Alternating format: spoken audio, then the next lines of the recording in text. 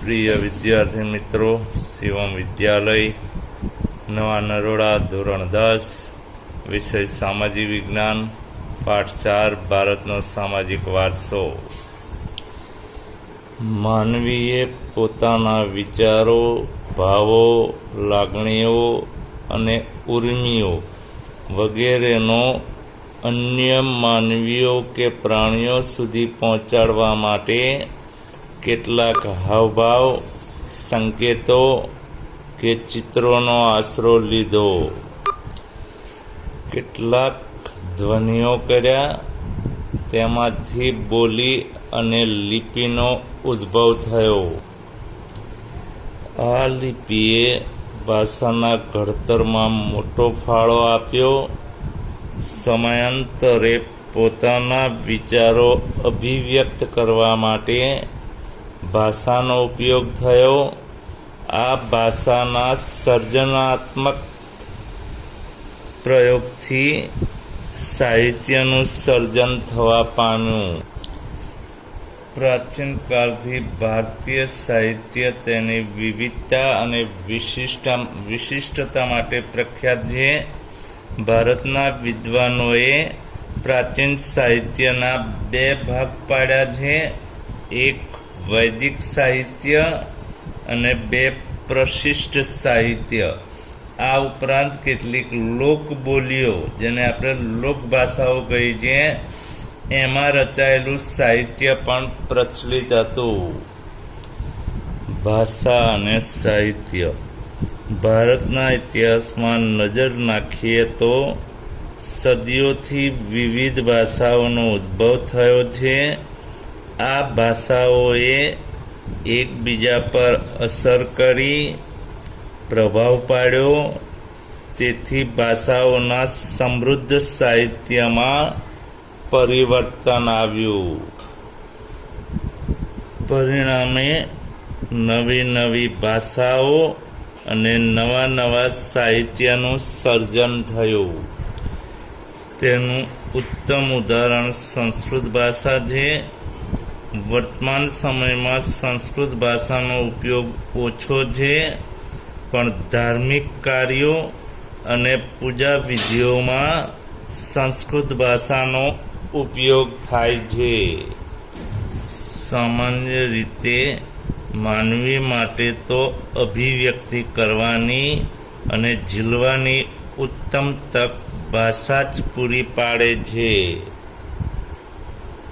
પ્રાચીન ભારતની લિપિ હડપ્પા સમયની છે, જે આજે પણ ઉકેલી શકાય નથી, કારણ તે સમયના લોકોની ભાષા કઈ હશે તે માહિતી હજી સુધી પ્રાપ્ત થઈ નથી।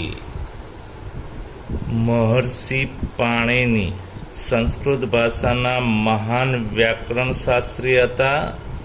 તેમણે અષ્ટાધ્યાયી ગ્રંથની રચના ઈસવીસન પૂર્વે 4મી સદીમાં કરી। સંસ્કૃત ભાષાને આર્ય ભાષા કે ઋષિઓની ભાષા કે વિદ્વાનોની ભાષા કહે છે। આજના સમયમાં પણ વિશ્વ કક્ષાએ સર્વ સ્વીકૃત, ખાસ કરીને કમ્પ્યુટર ક્ષેત્રે બની છે। સંસ્કૃત ભાષા મુખ્યત્વે ધર્મ, તત્વજ્ઞાન, જ્ઞાન અને વિજ્ઞાનની ભાષા હતી। વિદ્યાર્થી મિત્રો, જોઈએ પ્રાચીન ભારતીય સાહિત્યમાં વેદો। વેદનો અર્થ જ્ઞાન થાય છે। વેદો 4 છે, 1 ઋગ્વેદ, 2 સામવેદ, 3 યજુર્વેદ, 4 અથર્વવેદ। ભારતીય સાહિત્યનું પ્રાચીનતમ પુસ્તક ઋગ્વેદ છે। એમાં કુલ 1028 ઋચાઓનો સંગ્રહ છે। ઋગ્વેદ 10 ભાગોમાં વહેંચાયેલ અદ્ભુત ગ્રંથ છે। આ ઋચાઓમાંથી મોટા ભાગની દેવોને લગતી છે। આ સ્તુતિઓ યજ્ઞ પ્રસંગે કરવામાં આવતી તેમાંથી ઉષાને સંબોધન કરતી કેટલીક સ્તુતિઓ ખૂબ જ મનમોહક છે. આ ગ્રંથ સપ્ત સિંધુ પ્રદેશમાં વસેલા આર્યોની રાજકીય, ધાર્મિક, સામાજિક અને આર્થિક બાબતોનું વર્ણન કરે છે. ઋગ્વેદ પછી બીજા 3 ગ્રંથોની રચના કરવામાં આવી, જેમાં સામવેદ ઋગ્વેદની ઋચાઓનું ગાન કરવા માટે રચવામાં આવ્યો છે. આ શ્લોકો રાગ અને લય સાથે ગવાય છે, માટે તેને સામવેદને સંગીતની ગંગોત્રી કહે છે. યજુર્વેદ યજ્ઞનો વેદ કહેવાય છે. આ વેદ ગદ્ય અને પદ્ય સ્વરૂપે રચાયેલ છે. યજ્ઞ વખતે બોલવામાં આવતા મંત્રો, ક્રિયાઓ અને વિધિઓનું વર્ણન કરવામાં આવ્યું છે. ચોથો વેદ અથર્વવેદમાં અનેક પ્રકારના કર્મકાંડો અને સંસ્કારોનું વર્ણન કરવામાં આવ્યું છે. ઉપનિષદ સાહિત્યમાં બ્રહ્માંડનો આરંભ, જીવન, મૃત્યુ, ભૌતિક આધ્યાત્મિક જગત, જ્ઞાન, પ્રકૃતિ અને બીજા અનેક દાર્શનિક પ્રશ્નોનું વિવેચન કરવામાં આવ્યું છે. બૃહદારણ્ય અને છાંદોગ્ય શરૂઆતના ઉપનિષદો છે.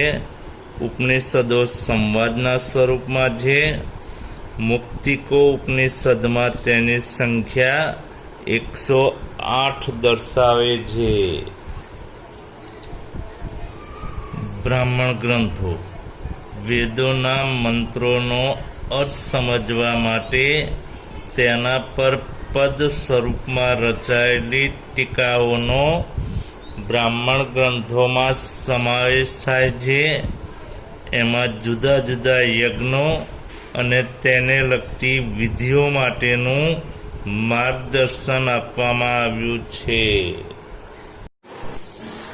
આરણ્યકો આર્યો તેમના જીવનનો અંતિમ સમય અરણ્યમાં જઈ ગાળતા. વન અથવા અરણ્યમાં આશ્રમ બાંધી સતત ચિંતન કરીને રચાયેલા તત્વજ્ઞાનથી ભરપૂર સાહિત્યને આરણ્યકો કહે છે. વેદાંગ સાહિત્યમાં કર્મકાંડો ઉપરાંત જ્યોતિષ, વ્યાકરણ અને ખગોળશાસ્ત્રનો સમાવેશ થાય છે. ભારતના 2 મુખ્ય મહાકાવ્યો રામાયણ અને મહાભારત છે. તેઓ પ્રાચીન ગ્રંથો છે. આ મહાકાવ્યોનું વર્તમાન સ્વરૂપ ઈસવીસનની 2જી સદીમાં મળ્યું. રામાયણમાં અયોધ્યાના રાજવીર રામચંદ્રની કથા છે. આ મહાકાવ્ય મહાભારત કરતાં ઘણું નાનું છે.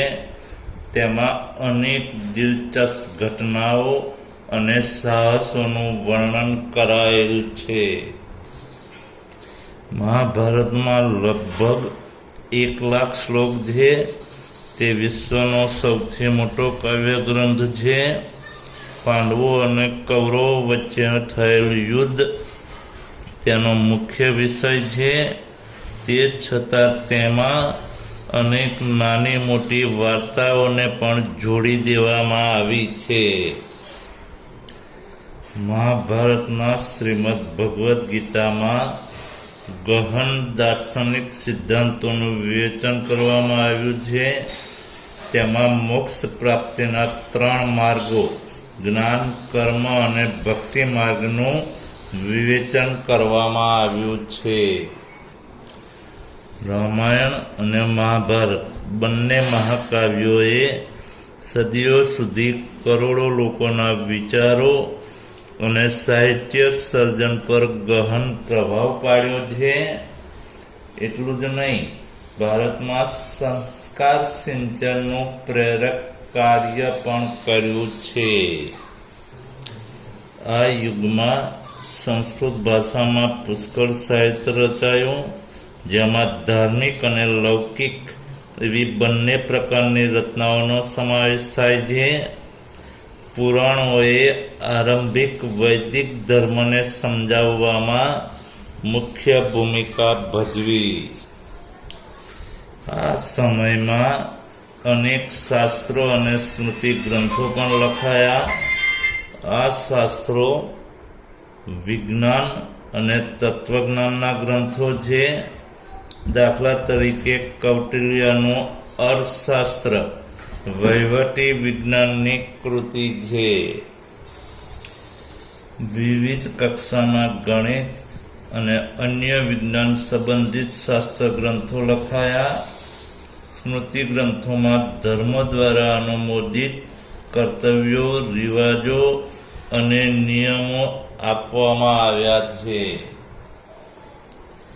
પ્રારંભિક બૌદ્ધ સાહિત્ય પાલી ભાષામાં લખાયું. આ સાહિત્ય 3 ભાગોમાં વહેંચાયેલું છે. તેને ત્રિપિટક તરીકે ઓળખવામાં આવે છે, જેમાં સૂત્ર પિટક, વિનય પિટક અને અભિધમ પિટકનો સમાવેશ થાય છે. આ ઉપરાંત બૌદ્ધ સાહિત્યમાં અન્ય ગ્રંથો પણ લખાયા કહેવાય છે. ગુપ્ત યુગને સંસ્કૃત કાવ્ય અને નાટકના વિકાસનો સુવર્ણયુગ કહેવાયો. આ સમયના મહાન લેખકોમાં કાલિદાસ, ભૌભૂતિ, ભારવી, ભર્તૃહરિ, બાણભટ્ટ, માઘ ઇત્યાદિનો સમાવેશ થાય છે. આ તમામ ભારતભરમાં વિખ્યાત છે, જેમાં કાલિદાસ વિશ્વ પ્રસિદ્ધ કવિ છે. કુમાર સંભવ, રઘુવંશ, મેઘદૂત, ઋતુસંહાર, અભિજ્ઞાન શાકુંતલમ વગેરે કાલિદાસના ગ્રંથો છે.